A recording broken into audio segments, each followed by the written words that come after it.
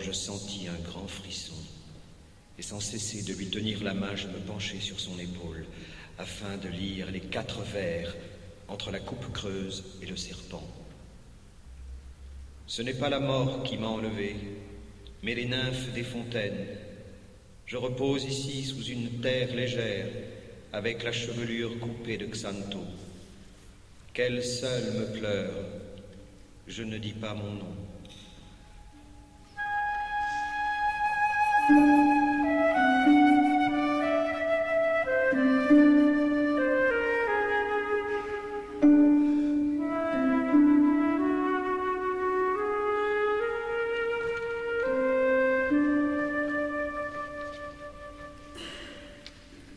Longtemps nous sommes restés debout et nous n'avons pas versé la libation, car comment appeler une âme inconnue d'entre les foules de l'Hadès?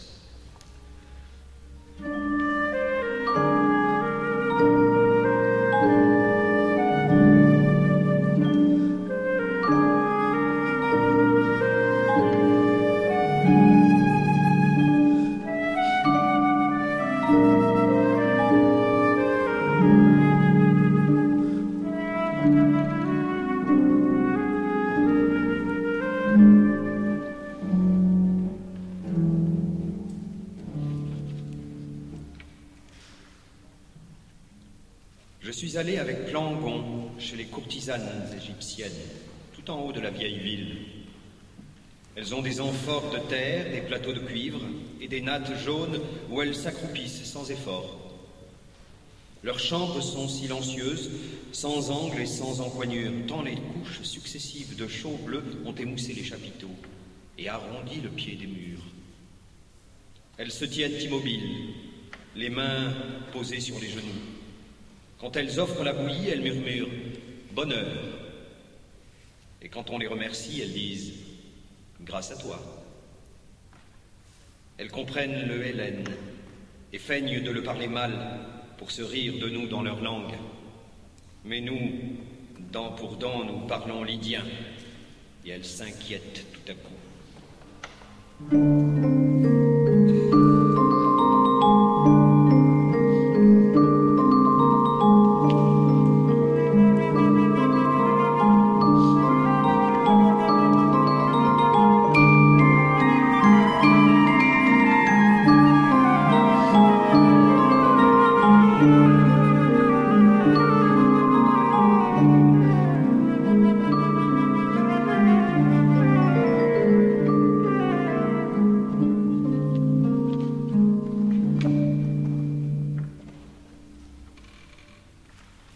Eau pure du bassin, miroir immobile, dis-moi ma beauté.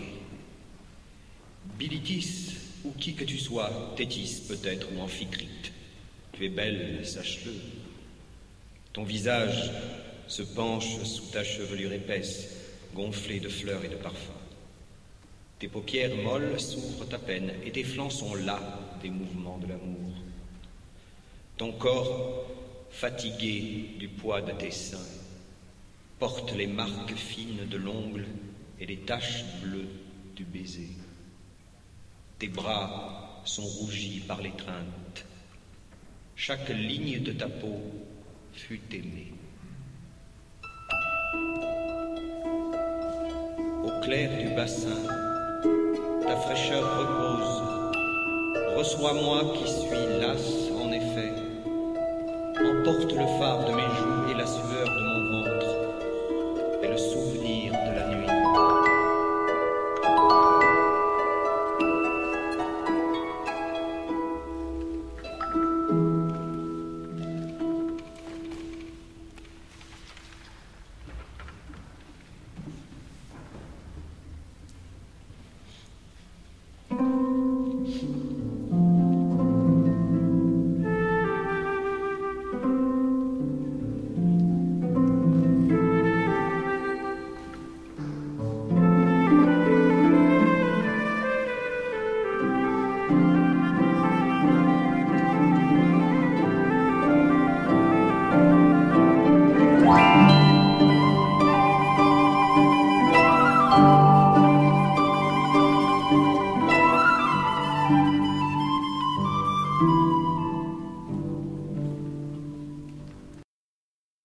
que tu es jolie, les bras en l'air, les reins arqués et les seins rouges.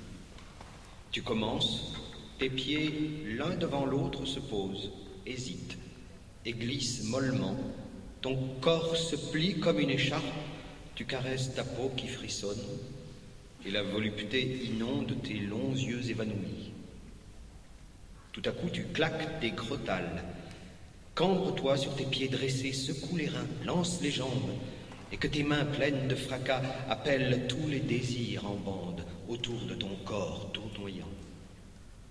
Nous applaudissons à grands cris, soit que, souriant sur l'épaule, tu agites d'un frémissement ta croupe convulsive et musclée, soit que tu ondules presque étendu au rythme de tes souvenirs.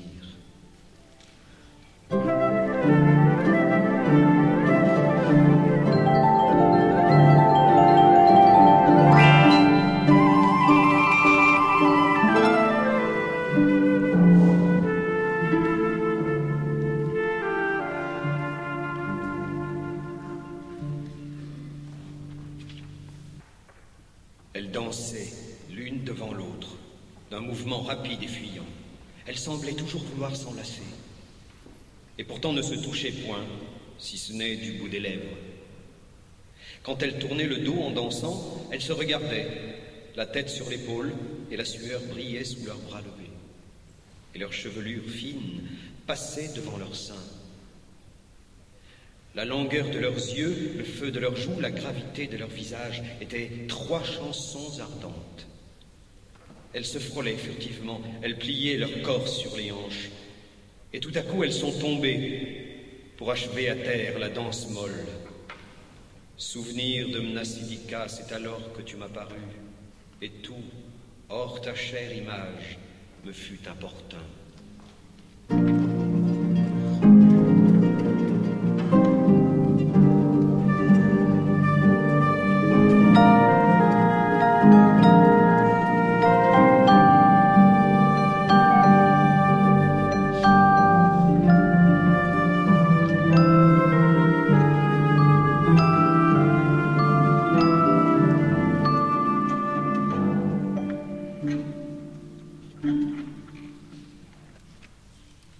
La nuit s'efface, les étoiles s'éloignent.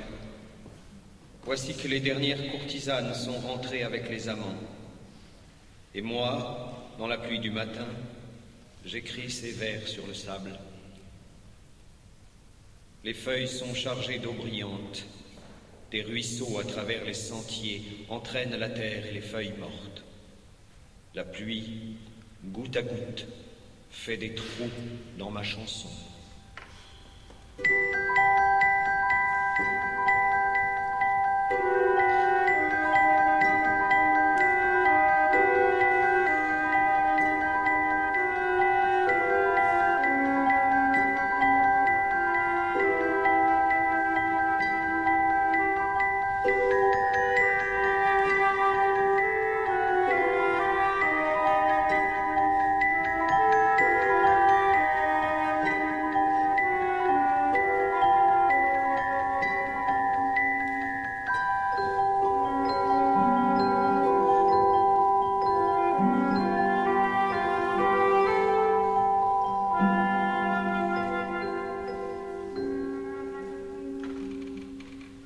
Oh, que je suis triste et seul ici. Les plus jeunes ne me regardent pas. Les plus âgés m'ont oublié. C'est bien. Ils apprendront mes vers et les enfants de leurs enfants.